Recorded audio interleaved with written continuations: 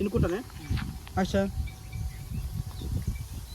చిన్న తిండిపోతా అనుకుంటాం కానీ వంట కూడా బాగానే చేస్తుంది.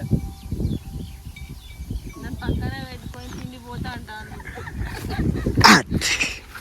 మళ్ళీ నేను పక్కన పెట్టుకొని తిండిపోతా అంటాను. పర్లేదు. ఓకే మళ్ళీ షూటింగ్ వచ్చినప్పుడు కర్రీ వండుకొని రా.